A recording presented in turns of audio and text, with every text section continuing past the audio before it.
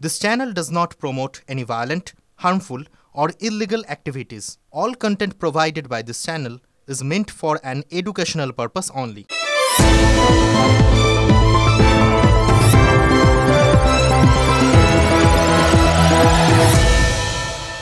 কাল অনেক রাত পর্যন্ত অপেক্ষা করেছিলেন জানেন তো, দেখতে চাইছিলাম যে কাল তো অন্নপূর্ণা পুজোও ছিল, একটু হইচই ঠই কিছু এরা হয় কি না। মানে এই যে রামনবমী নিয়ে যা হলো মিছিল টিচিল উত্তেজনা প্রবল, অন্নপূর্ণা পুজো অবশ্য ওই মিছিল টিচিলের খুব একটা হওয়ার কথা নয়, হয়নি, কিন্তু অন্য বাকি একটা পুজো তো সেটাকে নিয়ে একটু কিছু হয়টা কিনা, অ্যাটলিস্ট লোকে ঠাকুর দেখতে বেরোয় কিনা জাস্ট ওয়েট করছিলাম। দেখলাম কিচ্ছু হলো না। তারপর মনে পড়লো এই কয়েকদিন আগে তো বাসন্তী পুজোও হয়ে গেছে। এই বাসন্তী পুজোতে তো আবার ওই দুর্গা পুজোর মতো সব আছে, ষষ্ঠী সপ্তমী অষ্টমী, তা নিয়েও কারোর কোনো হেলদোল নেই। হয়তো অনেকে জানতেনই না যে বাসন্তী পুজো হয়েছে। দেখতে দেখতে মনে হচ্ছিল ভাগ্যিস রামচন্দ্র অকালবোধনটা করেছিলেন, সেই রাম এসে গেল। তো রামচন্দ্র অকালবোধন করেছিলেন বলেই তো এই বাঙালির শ্রেষ্ঠ উৎসব নিয়ে আর নতুন করে অন্যরকম কিছু সংজ্ঞা টঙ্গা বার করতে হলো না, এখন আপাতত চলছে। কিন্তু মনে হচ্ছিল যে মনের মধ্যে প্রশ্নটা খচখচ করছিল যে কী এমন হলো, আমাদের 33 কোটি দেবদেবী, তার মধ্যে অন্নপূর্ণাও আছেন, বাসন্তীও আছে, তো তারা এরকম করে নিজ ভূমে প্রায় এক ঘরে কী করে হয়ে গেলেন? কোনো মার্কেট নেই, একটু লোকজন কোথাও গিয়ে ওই কিছু মানুষ তাদের ঘরের মধ্যে ভক্তিভরে পুজো করেন ওই অবধি, তার বাইরে বেরিয়ে বারোয়ারি আর হওয়া হলো না। কেন বলুন তো তাদের? অথচ দেখুন জগদ্ধাত্রী পুজো সেটা বারোয়ারি হয়ে গেল, তারপর ধরুন গণেশ চতুর্থী, এই ভাদ্র মাসে গণেশকে নিয়ে তো মোটামুটি এখন পাড়ায় পুজো টুজো হয় আর কি। তখনই একটা কথা মনে হলো জানেন তো, এই যে জগদ্ধাত্রী পুজোটা এর একটা ট্র্যাডিশনাল তৈরি হয়ে গেছিলো, যেটার মধ্যে ওই জাঁকজমক ব্যাপারটা কোথাও গিয়ে কৃষ্ণনগর বা চন্দননগরে জুড়ে গেছিলো, তার সাথে চন্দননগর লাইট টাইট হ্যান ত্যান অনেক কিছু মিলেমিশে তার মার্কেটিংটা ভালো হয়ে গেছে। সেই জন্যই হয়তো কোথাও গিয়ে অনেক মানুষজন যেহেতু আকৃষ্ট হন, তার মধ্যে কোথাও গিয়ে রাজনৈতিক নেতারা প্রসপেক্ট দেখতে পেয়েছিলেন। মনে হচ্ছিল এটার সঙ্গে তো অনেক লোকজন জড়িত থাকে, সুতরাং এটার সঙ্গে যদি আরেকটু কিছু ইনভেস্ট করা যায়, এটাকে যদি একটু ছড়িয়ে দেওয়া যায়, তাহলে কিন্তু সেটা নিয়ে বেশ কোথাও গিয়ে একটা ডিভিডেন্ড পাওয়া যেতে পারে, লাভ হতে পারে আর কি। তো তারপরেই দেখুন সব জায়গায় কীভাবে জগদ্ধাত্রী পুজো বারোয়ারি হয়ে গেছে, বিভিন্ন জায়গায় আজকাল পুজো হচ্ছে, প্রত্যেক বছর একটু করে বেড়ে যাচ্ছে। গণেশের ক্ষেত্রেও তাই, গণেশ চতুর্থী এখন রমরম করে হচ্ছে, এবং তাতে নেতাদের উৎসাহ এবং যোগদান সেটা তো একদম নজরে পড়ার মতো। তাহলে আসল ব্যাপারটা বুঝলেন যে কোথাও গিয়ে আমাদের এত দেবদেবীর মধ্যে যারা রাজনৈতিক ক্ষেত্রে কাজে লাগেন, তারাই কিন্তু আলটিমেটলি কোথাও গিয়ে মান্যতা পান এবং তাদের রমরমাটা বেড়ে যায়, ঠিক যেরকম করে শ্রীরামচন্দ্রের হয়েছে। রাম মন্দির, তার আন্দোলন, তারপর এই যাবতীয় যা কিছু আর কি, তারই রেস ধরে রামনবমী ছিল এতদিন, কিন্তু এই যে ফুলে ফেপে ওঠাটা সেটা কিন্তু রিসেন্টলি এই রাজনৈতিক যুগে হয়েছে। এটা কিন্তু আমরা পরিষ্কার বুঝতে পারছি। এই দেখুন রামনবমীর এই গোটা বিষয়টার মধ্যে কোথাও গিয়ে এই প্রথমে দেখছিলাম বেশ ঠিকঠাক আছে, এবং এতটা বেড়ে গেছে, আদালত 2 দিন পালন করার অনুমতি দিয়েছে, প্রথম দিনটা একদম মোটামুটি ঠিকঠাক চলে যাচ্ছিলো বলেই ভাবছিলাম। শেষ বেলায় মুর্শিদাবাদের ওই শক্তিপুরে সেখানে কিন্তু আবার রামনবমীর মিছিলের ওপর হামলা হয়েছে, ইট পড়েছিল প্রথমে, তারপর বোমাবাজি, তারপর সংঘর্ষ, 2-4টে বাড়ি ঘর দোকানপাট এগুলো ভাঙচুর হয়েছে। দেখুন এই যে গোটা ঘটনাটা না, কোথাও গিয়ে মনে হচ্ছিল যে এরকম তো হওয়ার কথা ছিল না।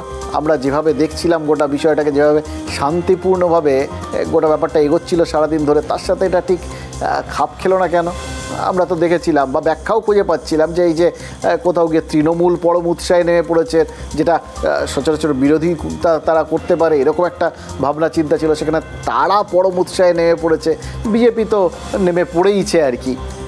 তার থেকে মনে হচ্ছিল যে কোথাও তৃণমূল তাদের উৎসাহ এবং তাদের যে মাইলেজ রাম মন্দিরকে নিয়ে তাতে ভাগ বসাতে চাইছে, সেখানে এরকম ঘটনাটা কি হলো? তারপর মনে হলো যে আসলে সবাই যে উৎসাহ দেখাচ্ছিলেন না, এই রাজনীতিতে উৎসাহ জিনিসটা খুব মারাত্মক। কখন যে উৎসাহটা বাড়তে বাড়তে বাঁধ ভেঙে যায় সেটা সবাই খেয়াল রাখতে পারেন না। ওই একটু বাড়তি উৎসাহ ছলকে গিয়ে তার থেকেই হয়তো এই কাণ্ডটা ঘটেছে, এটা বুঝতে পারছি পরিষ্কার। এটা রাজনৈতিক বা রাজনৈতিক নেতাদের এই রামনবমী নিয়ে বাড়তি উৎসাহের ফল। শিবপুর, রিষড়া, ডালখোলা রামনবমীর মিছিল ঘিরে ব্যাপক অশান্তি হয় কত বছর। 3 জায়গাতেই এনআইএ তদন্ত চলছে ধরপাকড়। আশঙ্কা ছিল এবারও। বিকেল পর্যন্ত সব শান্তিপূর্ণ থাকলেও মধুরেন্দ্র সমাপয়েত হল না। মুর্শিদাবাদের শক্তিপুরে মিছিলে ইট ছোড়ার অভিযোগ, তারপর দোকানঘর ভাঙচুর করা হয় বলেও অভিযোগ উঠল। অন্য ঘটনাটি ঘটল পূর্ব মেদিনীপুরে। এগড়ায় মিছিলে ইট পাথর ছোড়ার অভিযোগ। পরিস্থিতি সামলাতে পুলিশকে লাঠিচার্জ করতে হয়, 4 জনকে আটকও করে পুলিশ। প্রশ্ন হচ্ছে, উৎসবে অশান্তি কেন? মুখ্যমন্ত্রী মমতা বন্দ্যোপাধ্যায় কিন্তু বিজেপির ঘাড়েই দোষ চাপাচ্ছেন। রামনবমী গেল সারা রাজ্যে, মুর্শিদাবাদের ঘটনা আমি যদি বলি পরিকল্পিত ঘটনা, পরশু দিনের ঘটনা ঘটিয়েছিল কারা? আমি চ্যালেঞ্জ করে বলছি বিজেপি, আপনি রামনবমীর মিছিল করতে গেছেন অস্ত্র নিয়ে আক্রমণ করতে, আপনাকে কে বলেছে? মুখ্যমন্ত্রীর দিকেই আঙুল তুলছেন বিরোধী দলনেতা। শক্তিপুরে পারমিশন নেওয়া মিছিলের উপরে যেভাবে ইট বর্ষণ হয়েছে, পুলিশ কর্মীরাও আহত হয়েছে, প্রায় 20 জনের বেশি আহত, মাইনর সহ সবাই দেখছে। এগরাতেও পূর্ব মেদিনীপুরে রামনবমীর মিছিলের উপরে আক্রমণ করা হয়েছে, এর জন্য দায়ী মমতা ব্যানার্জি। এবারও এনআইএ তদন্ত চেয়ে সরব বিজেপি। গভর্নর সাহেবকে মেল করেছি যে আপনি এই দুটো জায়গা ভিজিট করুন এবং এনআইএ তদন্তের জন্য সরকারকে অ্যাডভাইস করুন। এটা চলতে পারে না, এর জন্য আমরা এনআইএ তদন্ত চাই। ঠিক যেমন গতবার যারা রামনবমীর মিছিলে হামলা করেছিল তাদেরকে এনআইএ নিয়ে গিয়ে এখন উল্টো করে নোট টাঙিয়ে সোজা করছে, এদেরকেও তো সোজা করবে, চিন্তার কিছু নেই। এনআইএর অফিসারদের সঙ্গে তো ওদের গভীর আঁতাত রয়েছে, ইলেকশন কমিশনকে বললেও তো ব্যবস্থা হয় না, সেই জন্যই মুখ থেকে এনআইএ বেরোচ্ছে। দেখুন, মুর্শিদাবাদের এই শক্তিপুরের ঘটনাটা দেখতে দেখতে মনে হচ্ছিল একদমই কি কেউ চাইছিলেন না যে এটা ঘটুক। চাওয়ার তো একটা প্রেক্ষাপট ছিল। মুখ্যমন্ত্রী তো আগের থেকেই বলছিলেন যে কিছু গণ্ডগোল হতে পারে, এবং সেই ব্যাখ্যা থেকে মনে হচ্ছিল কোথাও গিয়ে যদি এরকম কোনো গণ্ডগোল ঘটে তাহলে পুরো দায়টা বিজেপির ওপর চাপিয়ে দেওয়ার একটা ক্ষেত্র তিনি প্রস্তুত করে দিচ্ছেন।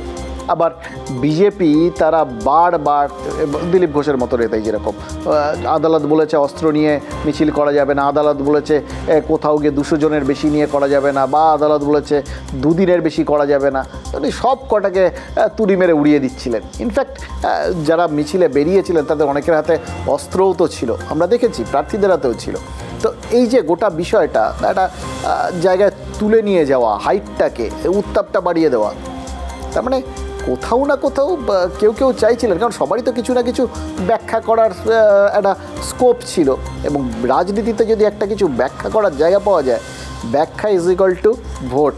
ওই মুখ্যমন্ত্রী যদি কোথাও গিয়ে বলে দিতে পারতেন তিনি আগের থেকে যে আন্দাজ করেছিলেন সেটাই সঠিক, এরা চাইছিল কিছু গণ্ডগোল পাকাতে, তাহলে সংখ্যালঘু ভোট নিশ্চিত। আবার বিজেপি যদি তারা মনে করে যে দেখাতে পারবে, ব্যাখ্যা করে দিতে পারবে যে এই ধরনের রামনবমীর মিছিলের ওপর জোর করে আক্রমণ হয়েছে বা থামিয়ে দেওয়ার চেষ্টা হচ্ছে, তাহলেও তো কোথাও ধর্মীয় ভাবাবেগে আঘাত আনা হচ্ছে, কেউ আঘাত আনছে শাসক দল, এইটা বলে কোথাও গিয়ে আরও কিছু তাদের দিক থেকে বেশ কিছু হিন্দু ভোটকে কনসোলিডেট করে দেওয়া যাবে, এটাও নিশ্চয়ই তাদের মাথায় ছিল। এগুলো ছিল সবার মাথায়, জানেন তো। এই যখন এরকম মাথার মধ্যে বিষয়গুলো থাকে না, তখন ওই উৎসাহটা তৈরি হয়ে যায় ব্যতিক্রমী কিছু কিছু ঘটানোর। দেখুন, একটা ঘটনা তাতে একজন মানুষও যদি আহত হন, সেটাও কিন্তু কাঙ্ক্ষিত নয়, কারণ ছোটোখাটো ঘটনা কোথার থেকে কোন বিষয়টা কোথায় চলে যায় কেউ জানে না। এই যে কোথায় গিয়ে কবে থেকে মনে হচ্ছিল যে রামনবমী কী হবে না কী হবে, হলো কোথায়? মুর্শিদাবাদের শক্তিপুরে। সেখানে আহতদের হাসপাতালে দেখতে গেছিলেন অধীর চৌধুরী, তিনি প্রার্থী বহরমপুরে, তিনি ওখানে গেলেন, তাকে দেখে বিজেপি কর্মীরা উত্তেজিত হয়ে উঠলেন, আর তাতে পাল্টা উত্তেজিত হয়ে অধীর চৌধুরী একজন বিজেপি কর্মীকে চড় মেরে বসলেন। গোটা ঘটনাটা কোথার থেকে কোথায় চলে গেল বলুন তো। মানে এই যে জিনিসগুলো ঘটলো, এটা কি এই জন্যে যে রামনবমীটাও আজকাল রাজনীতিতে অত্যন্ত এফেক্টিভ, সেই জন্য এই ঘটনাটা ঘটেছে? এই মুর্শিদাবাদ জেলায় আমি যতদিন বেঁচে থাকবো আমি সাম্প্রদায়িক দাঙ্গার প্রতিবাদ করব, সাম্প্রদায়িক দাঙ্গা রুখবার চেষ্টা করব, সাম্প্রদায়িক দাঙ্গা রুখবো। এটা রাজনৈতিক উদ্দেশ্য প্রণোদিত হয়ে মানুষের বিভেদ আমি মানবো না। আর যারা এখানে হসপিটালে ভর্তি হয়েছে সেখানে অধীর ওখানে নাকাও মারতে এসছে, আর আমাদের ছেলেপেলে যখন ওনাকে রুখতে গেছে উনি নিজে আমাকে ধাক্কা মেরে মুখ ফাটিয়ে রক্তাক্ত করেছে। অধীর বাবু যেখানে যাবেন সেখানে কলা ধাক্কা খাবেন, জনগণ দেবে, বিজেপিকে দেওয়ার দরকার নেই।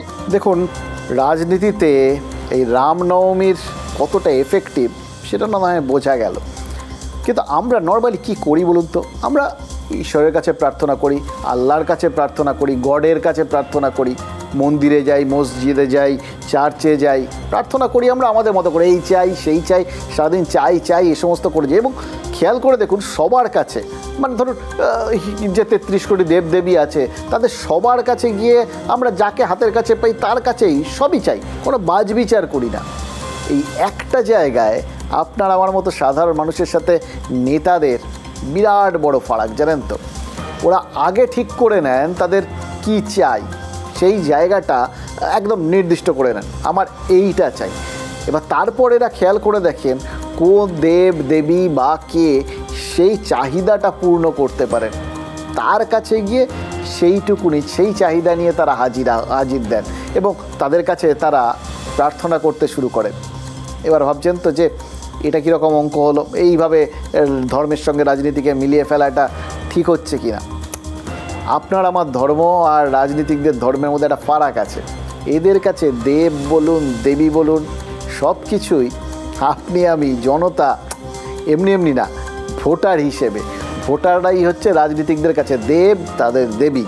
এবং এক এক জায়গার যেরকম 33 কোটি দেবদেবী আছে ঠিক সেরকম এক এক জায়গার ভোটাররা এক এক রকম দেব বা দেবী তাদের কাছে, সেই অনুযায়ী তারা তাদের চাহিদাগুলো স্থির করেন এবং চাহিদাগুলো পেশ করেন। এখানে প্রার্থনা মানে হচ্ছে প্রচার এবং আসল চাহিদাটা মানে হচ্ছে ভোট দিন, ভবতী ভিক্ষং দেহি বলে যে দাঁড়ান, সেটার মানে হচ্ছে ভোট দাও। এইটা একদম সুনির্দিষ্টভাবে করেন। খেয়াল করে দেখুন যে এর আগে যখন এই ভোট টোটের ঘোষণা তখনও হয়নি, তখন যখন এই ভোটের স্ট্র্যাটেজিটা বাতলে দিচ্ছিলেন নরেন্দ্র মোদী বিজেপির জন্য, তখন তিনি কি বলেছিলেন তার দলের নেতাকর্মীদের বা সাংসদদের? একদম স্পেসিফিক্যালি বলে দিয়েছিলেন যে জায়গায় যে ইস্যুটা কাজ করবে সেখানে সেই ইস্যুটা নিয়ে প্রচার করতে হবে। অর্থাৎ যেখানে যে দেবতা রয়েছেন সেই দেবতা যে বরদানটা করতে পারেন তার কাছে গিয়ে সেই জিনিসটা চাইতে হবে, প্রচার করতে হবে। মানে ওই চাওয়া বললাম এরকম, মানে প্রচার করা আর চাওয়া দুটো সমার্থক হয়ে যাওয়া নর্মাল কোর্সে আর কোথাও পাবেন না। কিন্তু ওই রাজনীতিতে অনেক কিছু নিপাতনে সিদ্ধ হয়, এটাও সেরকম আর কি। তো সেইখান থেকেই কিন্তু প্রত্যেক জায়গায় গিয়ে কোথাও গিয়ে যেরকম লক্ষ্মীর ভাণ্ডার, লক্ষ্মী দেখুন তিনি যেটা দিতে পারেন সেটা তো আবার রাম দিতে পারেন না, রাম অন্য রকম আর কি। তো লক্ষ্মী তিনি প্রচারে রয়েছেন, দেওয়ালে রয়েছেন, ভাণ্ডারে রয়েছেন, এবার সেইটা নিয়ে তুঙ্গে প্রচার চলছে। এবং এই ক্ষেত্রে লক্ষ্মী সব কিছু একটা বিশেষ ক্ষেত্রটায় মহিলা ভোটের যে 50% আছে সেটার আশীর্বাদটা দিতে পারেন, সেটাই তো মাথায় আছে, সেইভাবেই তো তার কাছে চাওয়া হয় বা প্রচার করা হয়, মানে প্রার্থনা করা হয়। কিন্তু নীলাম শর্মা তিনি জলপাইগুড়ির কাউন্সিলর, তৃণমূল কাউন্সিলর, তিনি হঠাৎ এরকম উল্টো স্ট্র্যাটেজি নিতে গেলেন কেন?